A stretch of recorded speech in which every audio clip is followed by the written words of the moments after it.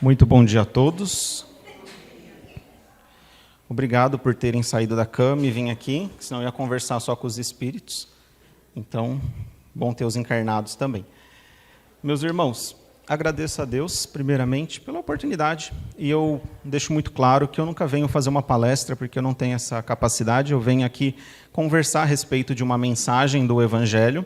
E são reflexões que, lendo, eu acabo fazendo e vou anotando. E depois, quando sou convidado a essa conversa, eu trago elas para a gente trocar essa ideia. E hoje eu deixei nas cadeiras um exemplar do Evangelho segundo o Espiritismo. A Cris confundiu, né, Cris? Estava recolhendo, não é para recolher. E eu deixei mais ou menos 2 a 3 unidades por fileira. Então, dividam. Quem está em dupla, utilize, que a gente vai fazer a leitura de um item. E aí eu convido vocês a abrirem o Evangelho lá no capítulo 17, no item 7. Chama O Dever.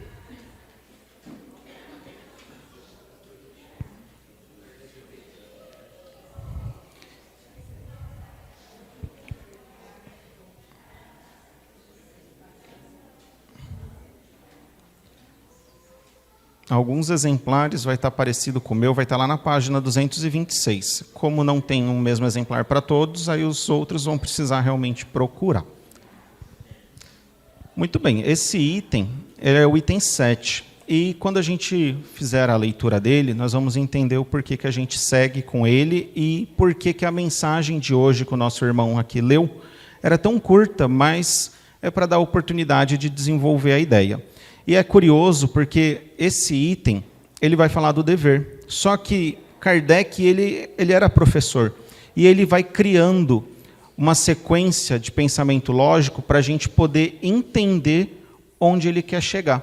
E aí, quando a gente pega o capítulo 17, os itens que antecedem o dever, é lá o homem de bem. Não sei se vocês já leram, mas é um item onde ele começa a descrever todas as características de uma pessoa voltada ao bem.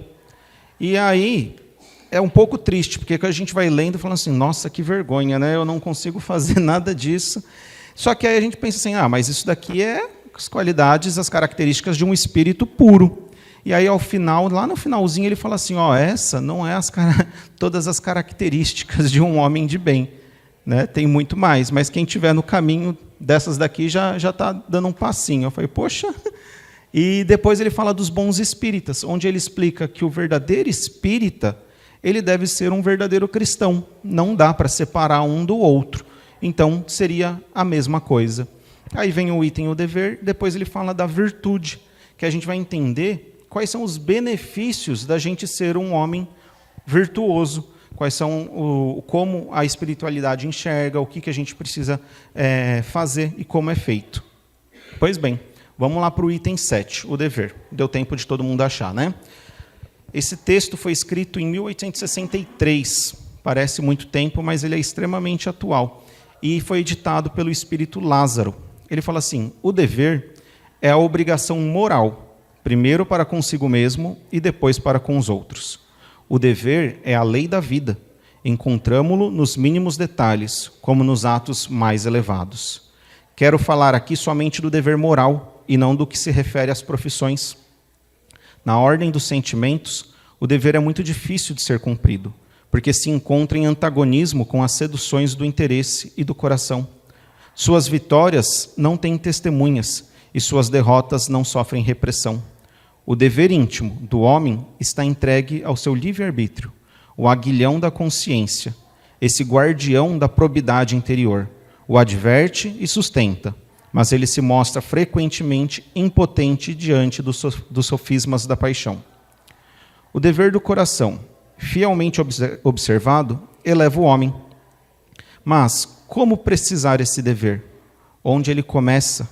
Onde acaba? O dever começa precisamente no ponto em que ameaçais a felicidade ou a tranquilidade do vosso próximo, e termina no limite que não desejaríeis ver transposto em relação a vós mesmos. Deus criou todos os homens iguais para a dor, pequenos ou grandes, ignorantes ou instruídos. Sofrem todos pelos mesmos motivos. a fim de que cada um pese judiciosamente o mal que pode fazer. Não existe o mesmo critério para o bem, que é infinitamente mais variado nas suas expressões. A igualdade em relação à dor é uma sublime previsão de Deus que quer que seus filhos, instruídos pela experiência comum, não cometam o mal, desculpando-se com a ignorância dos seus efeitos. O dever é o resumo prático de todas as especulações morais. É uma intrepidez da alma que enfrenta as angústias da luta. É austero e dócil, pronto a dobrar-se às mais diversas complicações, mas permanecendo inflexível diante de suas tentações. O homem que cumpre o seu dever ama a Deus mais que as criaturas, e as criaturas mais que a si mesmo. É um só tempo, juiz e escravo na sua própria causa. O dever é o mais belo galardão da razão. Ele nasce dela como o filho nasce da mãe. O homem deve amar o dever, não porque ele o preserve dos males da vida, aos quais a humanidade não pode subtrair-se, mas porque ele transmite à alma o vigor necessário ao seu desenvolvimento.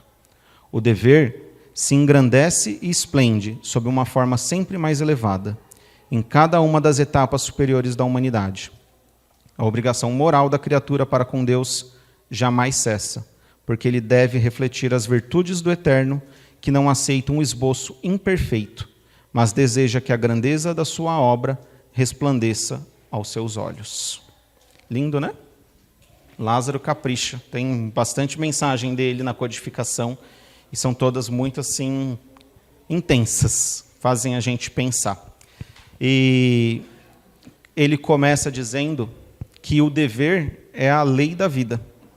Então, quando Lázaro escreve isso para a gente, ele meio que está assim sentenciando que nós temos que praticar o dever e que a falta da prática do dever é como que se a gente estivesse cometendo uma falta. Nós não deixaremos de cumprir o nosso dever moral sem ter consequências. Mas fica claro que no cumprimento do nosso dever é onde nós vamos conseguir o nosso desenvolvimento espiritual. Às vezes a gente procura uma casa espírita porque a gente fala assim, nossa, porque eu gostaria de caminhar para frente, evoluir.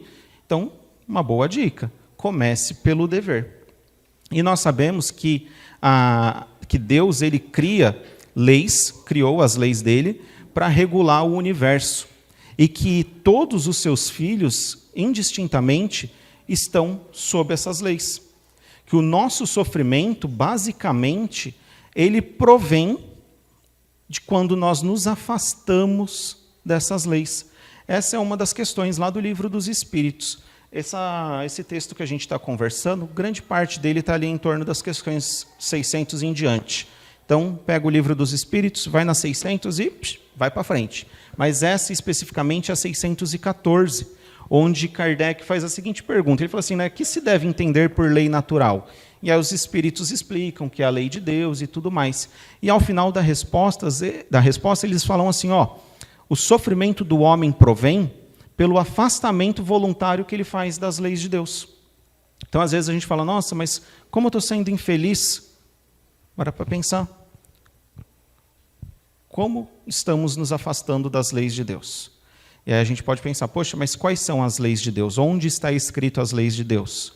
Aí, de novo, pergunta 621. Está lá, onde está escrito as leis de Deus? Essa é conhecida, hein? Na consciência. Então, quando nós queremos conhecer as leis de Deus, precisamos primeiro olhar para dentro. E quando nós olhamos para dentro, nós vamos ter acesso a essas leis e vamos conseguir nos aproximar dessa lei. Então, a nossa felicidade ou a nossa infelicidade vai estar muito determinada pela proximidade ou o afastamento que eu tenho da lei natural. E todos nós fomos criados simples e ignorantes, em pé de igualdade. Não tem ninguém, é zero, não é 0,1, é zero. Ninguém sequer nasceu um pouquinho mais evoluído que o outro, nem um grão de mostarda.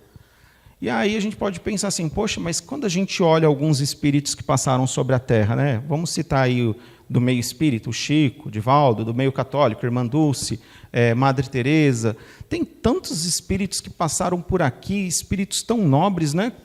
E a gente fica pensando, poxa, não é possível que esse espírito tenha saído tão simples e ignorante, porque a gente tem dificuldade e a gente vê na ação deles algo tão natural, tão comum.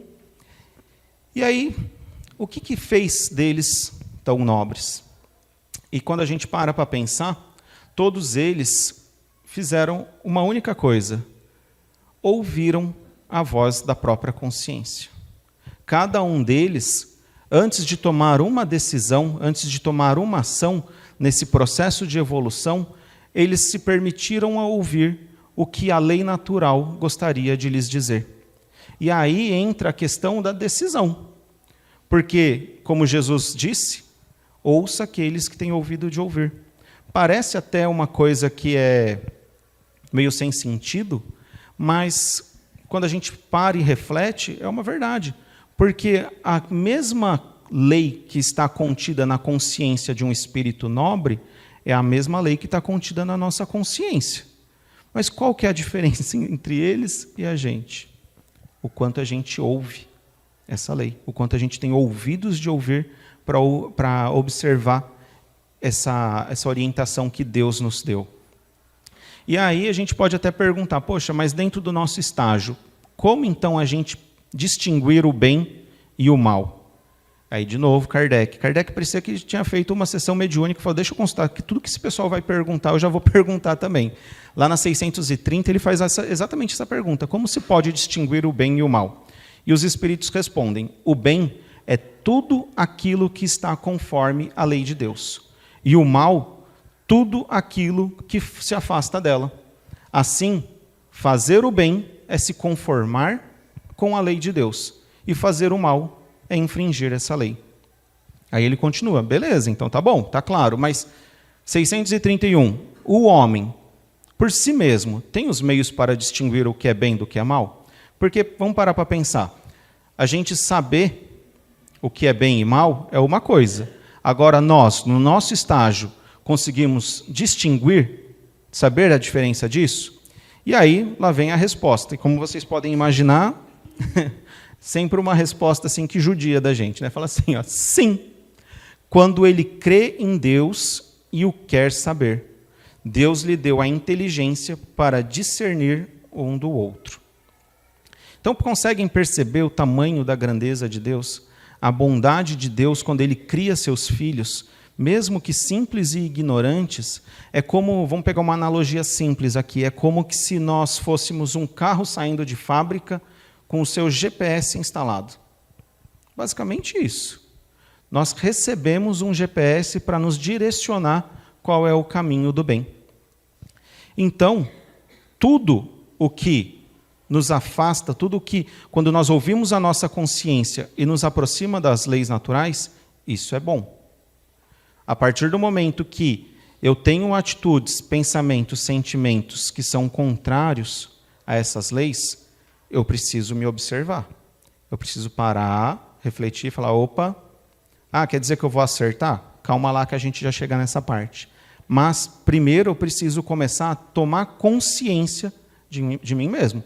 Porque o Deus lhe deu a inteligência para discernir um do outro. Quando nós entramos na fase hominal, passamos lá pelo reino mineral, vegetal e vamos para o reino hominal, Deus ele dá 3 bênçãos para os seus filhos. A primeira delas é a inteligência. Então, com a inteligência, nós conseguimos raciocinar e discernir as coisas. E aí, por que ele dá a inteligência? Porque nós começamos a ter atitudes pensadas. Pega um animalzinho. Eu tenho 3 cachorros, então eu gosto de ficar observando eles. Eles têm lapsos de inteligência. Às vezes eles fazem alguma coisa e você fala assim, não é possível, esse cachorro pensa. Aí tem hora que eles começam a fazer umas outras coisas, você fala assim, não é possível, ele não pensa. E aí você vai observando no dia a dia, você fica até confuso, você fala assim, mas ele pensa ou não pensa? É exatamente por isso, porque no estágio dele, ele vai ter essa inteligência, vamos chamar assim, de fragmentar. Né? Já no nosso estágio, nós temos uma inteligência desenvolvida. E Deus dá também para a gente a consciência. E aí nós podemos deduzir por que Ele nos dá a consciência. Porque é nela que está escrita as leis de Deus. É nela que está o nosso GPS para nos guiar até onde nós devemos chegar. E por último, como poderia ser, livre-arbítrio. Tem um conhecido meu que fala assim, que o único erro de Deus foi ter dado o livre-arbítrio para os seus filhos. Mas como Deus não erra, está tudo certo.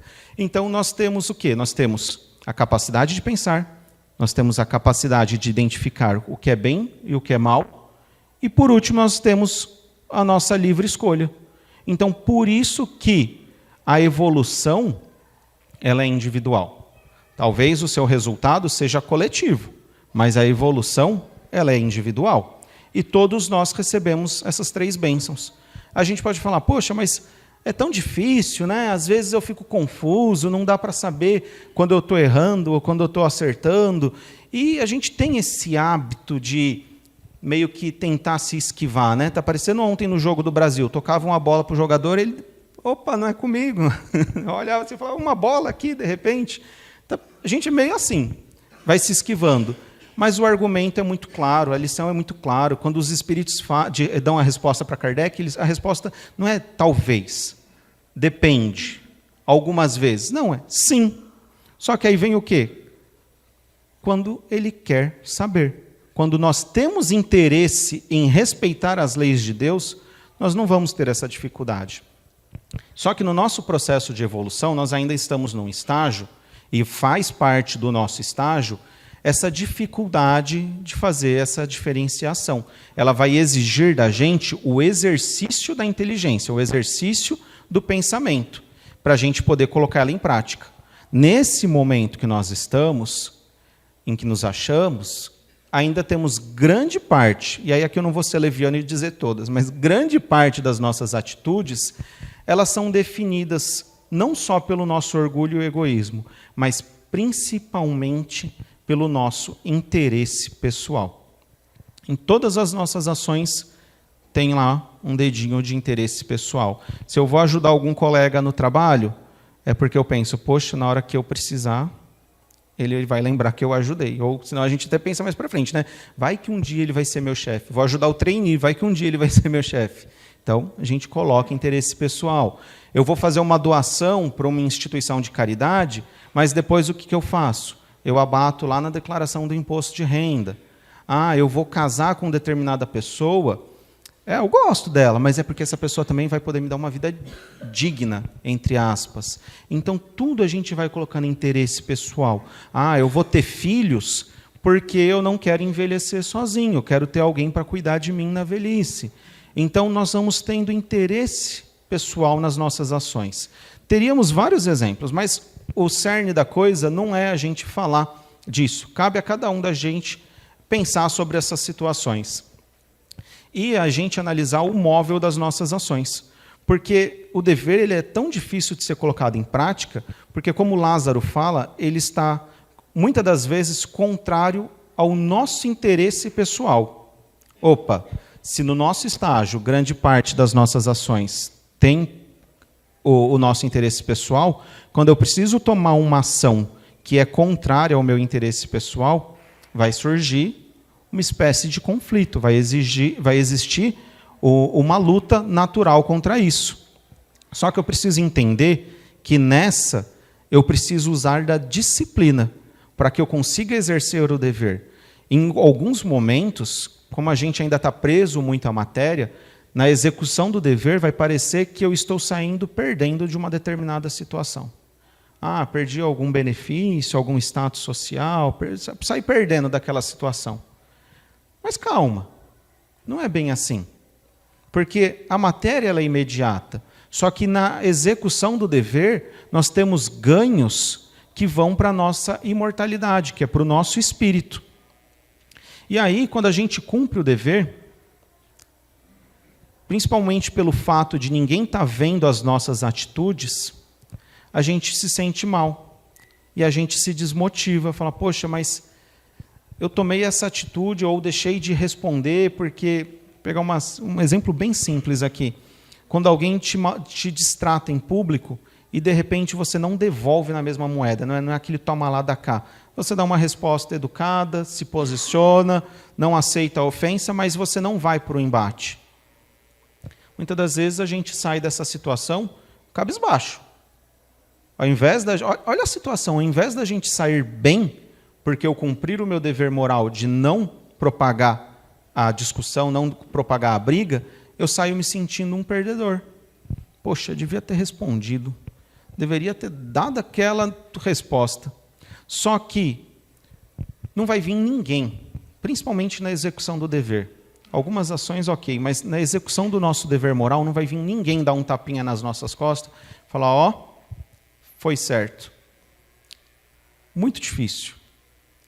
Só que tem uma pessoa, um ser, que vê tudo isso. Deus conhece o móvel das nossas ações. E Ele viu se você cumpriu ou não o seu dever moral. Qual o uso que a gente fez do livre-arbítrio?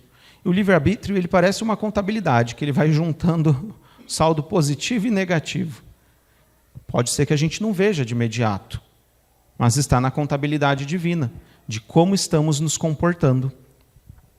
E aí, se a gente for parar para pensar,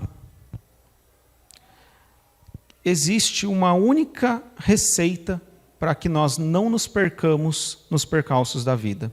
Lembra que a gente fala da dificuldade de definir o que é bem do que é mal, o que o espírito tem que querer? Mas Jesus deixa uma receita. E essa receita, ela é assim, 100% das vezes a gente vai acertar.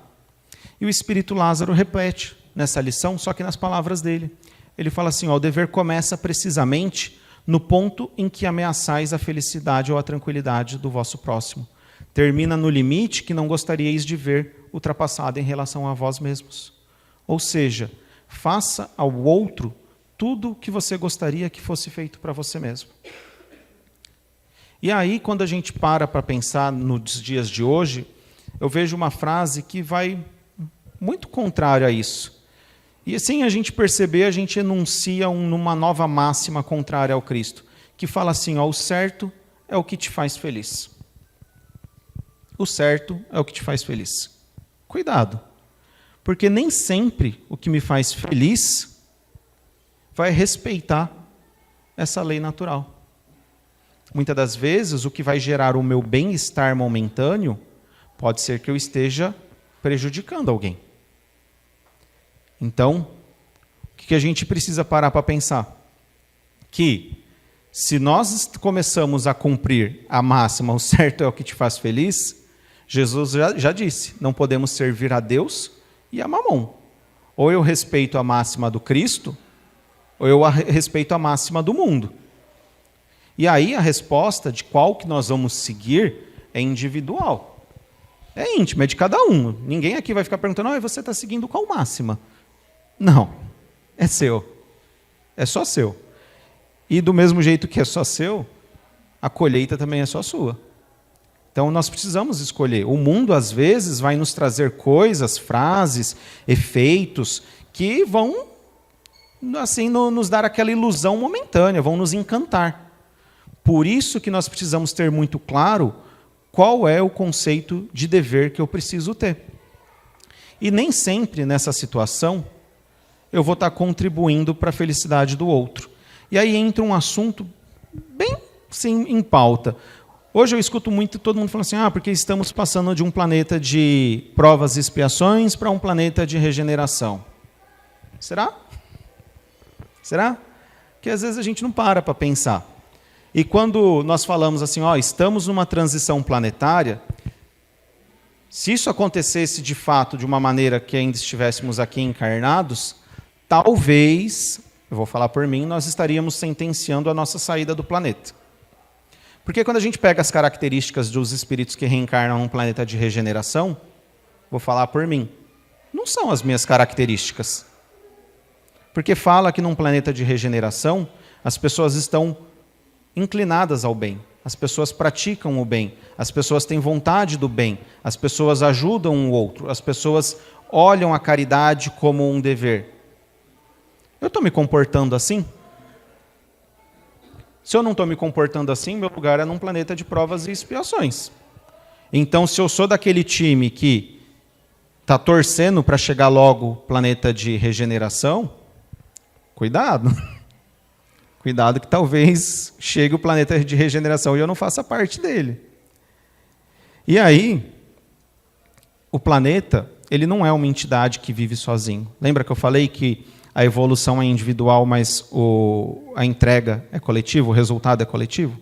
Basicamente isso. O planeta ele sempre vai refletir a evolução dos seus habitantes. Então, quando eu vejo uma situação e falo assim, nossa, a humanidade está perdida. Será? Por que isso? Porque nós fazemos parte dessa sociedade, nós não somos algo apartado dessa sociedade. Eu não sou um espírito que deveria estar num planeta de regeneração e, erroneamente, Deus me colocou num planeta de provas e expiações. Eu cumpro o meu dever e toda a humanidade não, e aí eu olho de fora e falo assim, a humanidade está perdida. Como que se eu fosse a pessoa que acertasse tudo. Então, nós somos a humanidade desse planeta. Tem um livro do Raul Teixeira que chama A Carta Magna da Paz. E ele vai explicar o porquê que se formam os países que são aglomerados de pessoas. E lá ele explica, por exemplo, que ele usa até o Brasil como exemplo. Por que no Brasil a gente convive com a corrupção? Porque nós somos espíritos que trazemos no nosso íntimo ainda a corrupção como um sentimento ok. Nós ainda achamos que a corrupção é algo natural. Talvez não como o outro. Mas, por exemplo, eu posso não ser um político que eu vou lá e roubo o dinheiro da merenda das crianças. Mas quando tem uma situação que vai me beneficiar, mesmo que pequena, opa, aí tá bom. Então a corrupção ela está nivelada em todos nós, do menor aos maiores efeitos da corrupção. Aí o que ele fala? Que a espiritualidade que organiza tudo isso, ela pega esse grupo de pessoas com o mesmo princípio, com os mesmos sentimentos, com as mesmas vontades e coloca junto. Porque hoje, o que acontece com a gente? Quando a gente assiste esses casos de corrupção, nós vamos criando um horror a isso. Naturalmente, a gente vai falar assim, está errado. Como que ele tem coragem disso? Não está certo. E sem percebermos, nós vamos nos afastando da corrupção, que é um sentimento que a gente tem. Naturalmente. Então, percebem como Deus ele é tão perfeito em tudo que faz? Nas menores coisas, tem algo pensado. Então, a execução do nosso dever, quando somos convidados à execução do nosso dever, talvez a gente pense que é impossível. Mas ontem a gente viu uma frase no livro do André Luiz, lá no Nosso Lar, que ele fala assim, quando o discípulo está pronto, o instrutor aparece. Trocando em miúdos, se Jesus veio à Terra nos ensinar, é porque nós estávamos prontos. Então não existe aquela história de que, olha, o que Jesus ensinou é impossível para a gente nesse momento. Não. Isso é uma distorção da lei de Deus. Tudo o que Jesus ensinou, nós podemos cumprir. E ele cumpriu o dever moral dele. Então, quando ele dá os exemplos, quando ele desce das alturas, reencarna como homem, aquela história de que, porque Jesus é um agênere. Gente, esquece. Jesus nasceu como homem, viveu como homem, exatamente para mostrar que, como homem, é possível cumprir o seu dever moral. Essa é a grandiosidade daquele espírito. Viver como a gente viveu, mas respeitando as leis de Deus, mostrando a possibilidade. Vamos lá, eu já acabei me perdendo aqui, já nem sei de onde que eu vim. Tá, vamos lá. Então, a vida ela é movimento constante. E tudo que para se degrada. E não é diferente com o ser humano. Então, não adianta a gente sentar e esperar essa mudança do planeta de provas e expiações para a regeneração. Nós precisamos fazer parte disso. E quando nós falamos de cumprir o seu dever, é a gente começar a tomar consciência de nós mesmos que tudo o que eu plantar eu vou colher. Um exemplo simples disso é quando nós falamos que o universo é um garçom mudo. Um garçom mudo. Ele só vai lá, anota teu pedido e está aqui. E isso não é uma novidade. A gente só está trocando as palavras porque lá em sânscrito tem três para definir a felicidade. A primeira delas vai falar de uma felicidade plena, mas as outras duas, uma chama santosha. Santosha é quando a gente fala daquela felicidade de que do que eu recebo do externo para o interno. Então, se eu tenho uma casa, se eu tenho um carro, se eu tenho uma segurança social, é o que o externo me proporciona. E sukha é o que eu tenho e proporciono. Então, uma é de fora para dentro e a outra é de dentro para fora. Aí é muito fácil da gente parar e pensar, o que eu estou vibrando? O que eu estou sentindo? Porque se eu estou esperando um planeta de regeneração, se eu não cumpro o meu dever moral, se eu tenho sentimentos de raiva, de ódio, se eu alimento a vaidade desnecessária, se eu chuto o pé da mesa e saio gritando, o que eu estou jogando para o universo? O que eu estou pedindo para esse garçom mudo me trazer? Gente, não tem mágica. A gente tem que sair, já somos espíritos num estágio que nós temos que sair daquela fase infantil de achar que Deus vai descer aqui, como alguns pensam, e resolver a vida de todo mundo. Achar que Jesus vai voltar e vai resolver a nossa vida. Se fosse para isso acontecer, para que ele está esperando 2000 anos? Já teria vindo e resolvido. A nossa responsabilidade é individual. Cada um colhe o que planta. O que nós estamos plantando? E plantando não só em ações, mas em sentimentos e pensamentos.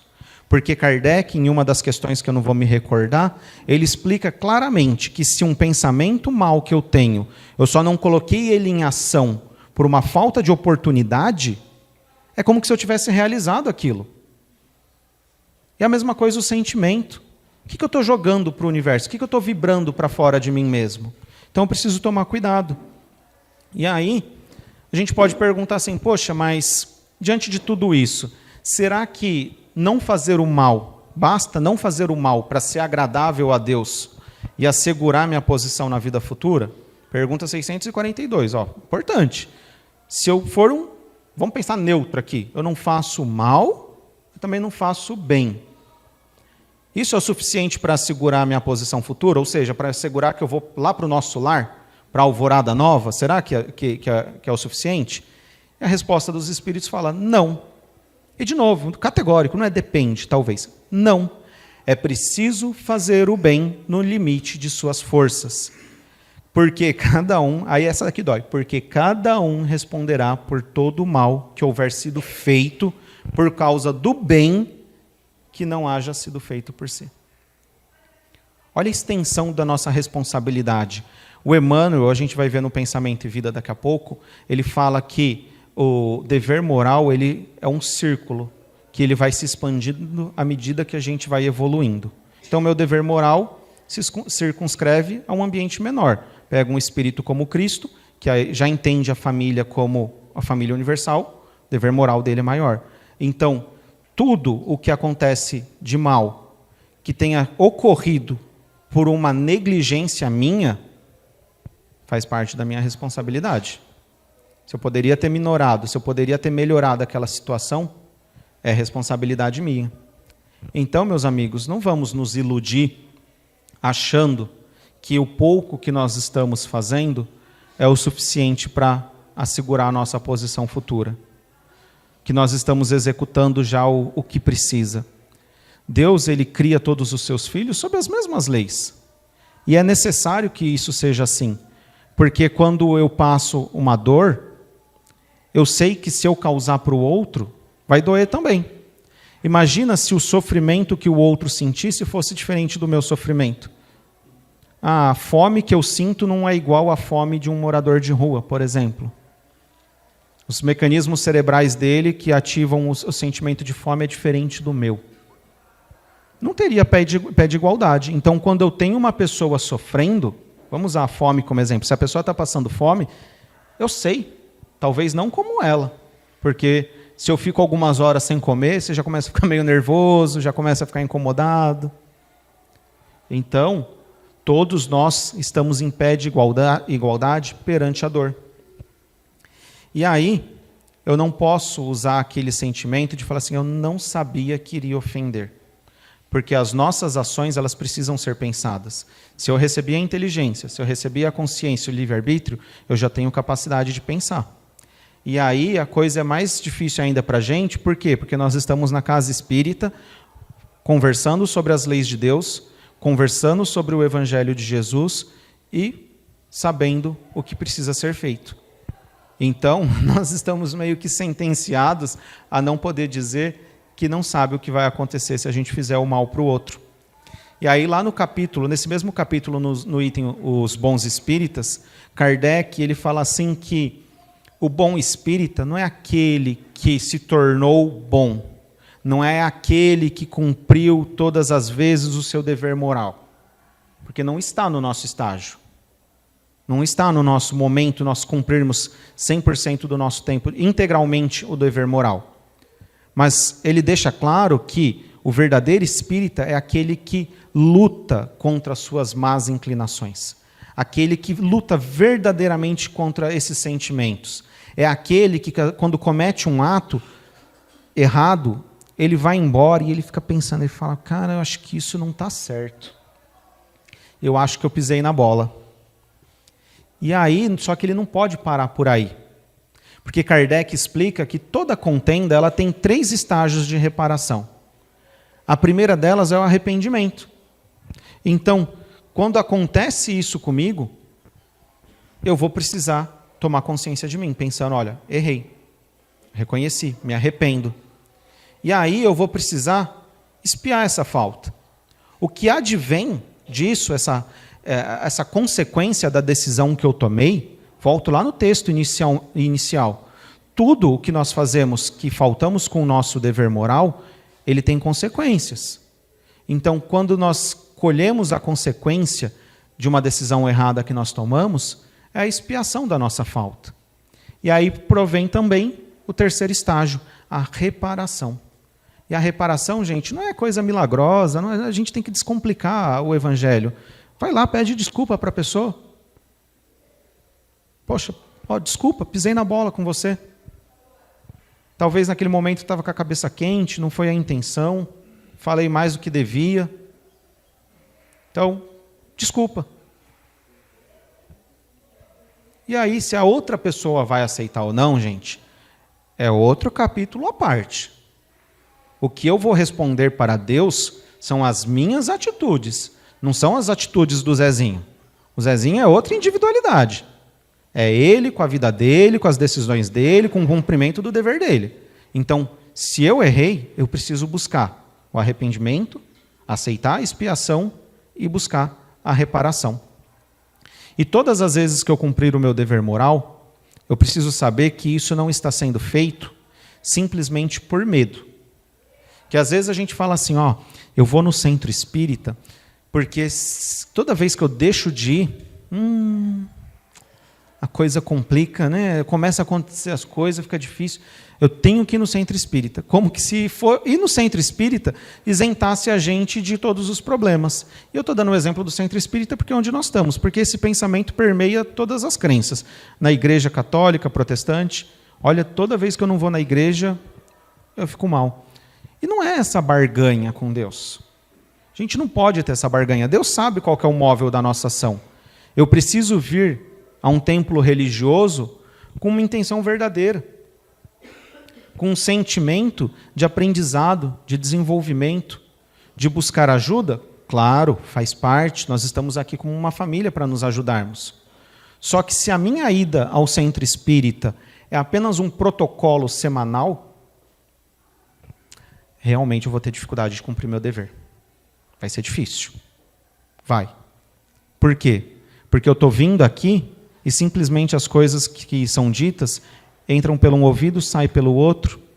Eu aproveito muito pouco, enxergo aquilo ali como uma utopia, como, não, isso daí é coisa de gente religiosa. O cara ali está querendo ser santo. Se é esse o nosso pensamento, vai ser difícil cumprir o dever moral. Agora, se, assim como na parábola lá do semeador, que também está nesse capítulo, eu entendo que tudo que é dito aqui é uma sementinha que pode virar fruto, eu vou oferecer o solo do meu coração. Diferente do terreno pedregoso, diferente do terreno de espinhos, que o fruto, a semente não frutifica, que são esses irmãos que cumprem um protocolo semanal, se eu venho aqui imbuído de fé, acreditando que aqui eu vou encontrar orientações para mudar o meu rumo, se eu estou aqui encontrando aquela ativação do GPS que eu esqueci, porque o Kardec também perguntou, falou assim, poxa, mas se as leis de Deus estão na consciência do homem, por que às vezes a gente parece que não sabe? Aí ele fala que o homem negligencia as leis de Deus. Ele faz questão de esquecer essas leis.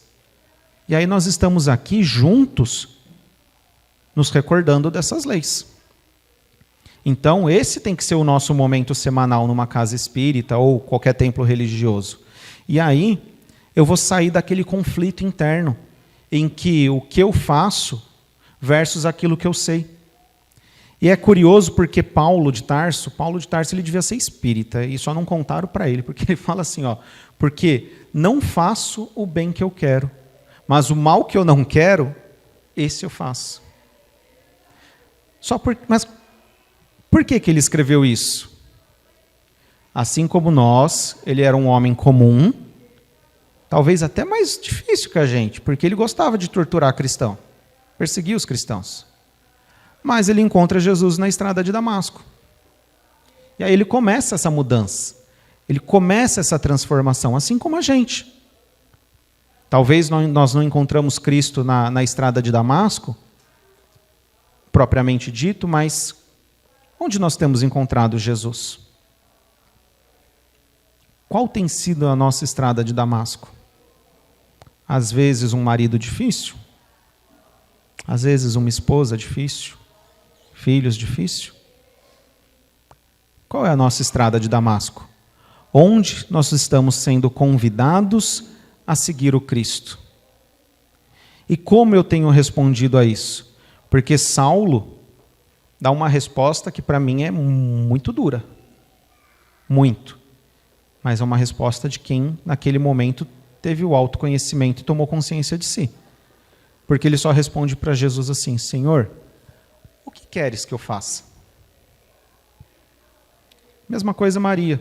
Senhor, faça-se a sua vontade na sua serva.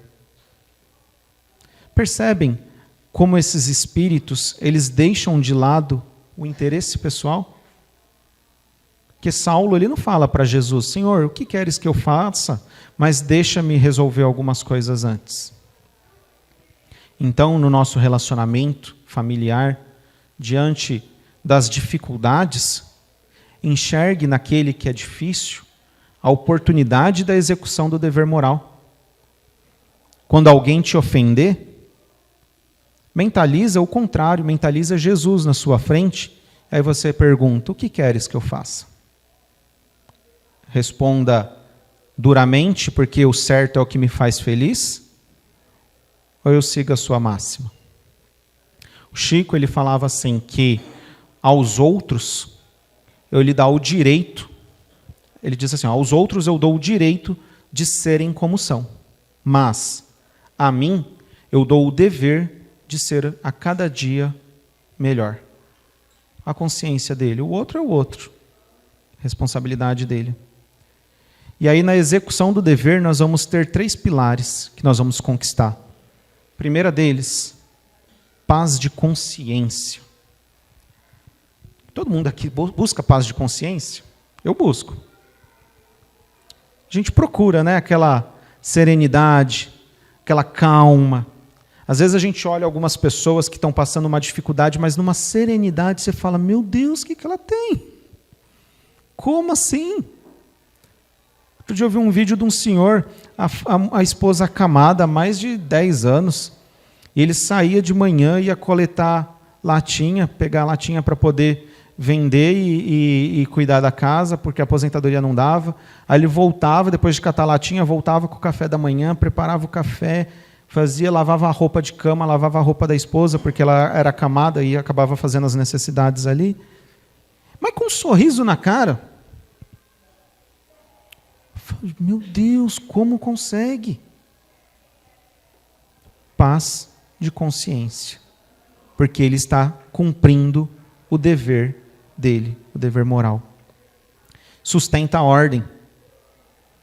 Quando eu cumpro o meu dever e eu faço para o outro o que eu gostaria que fosse feito para mim, tudo se encaixa. Parece a pecinha do Lego. Tudo se encaixa. Eu não vou pegar o que não é meu. Herança é meu por direito? Ok, se não é meu, eu não vou ficar aí 15, 20, 30 anos em briga judicial, briga em família, político. Não. Tenho que respeitar o que o outro pensa, o que o outro sente. Ele cria uma ordem onde a gente vive. E, por último, nos impulsiona a evolução. Vamos para frente, avançamos. Deixamos de dar desculpa. Como o Lázaro fala, passamos a ser juiz e escravo das nossas ações. Tudo o que eu faço, eu colho. Deixo de atribuir a Deus a culpa, a responsabilidade e passo a assumir a minha parte na criação. Hoje, infelizmente, nós entendemos como parte na criação de Deus o resgate dos nossos débitos. Mas quando nós olhamos para os mundos superiores, gente, tem tanta coisa para frente. Tem tanta coisa bonita para a gente viver. Tem tantos planetas para a gente ir atrás, tantas ciências para a gente desenvolver. Tanta coisa para a gente ser feliz. Então deixemos um pouquinho a matéria. Vamos dar o devido valor que a matéria merece. Cumpramos o nosso dever, conscientes de que se eu cumpro o meu dever, estou sendo agradável a Deus. E todas as vezes que eu sou agradável a Deus, eu encontro essa paz de consciência. Meus irmãos, era um pouquinho disso que eu gostaria de conversar.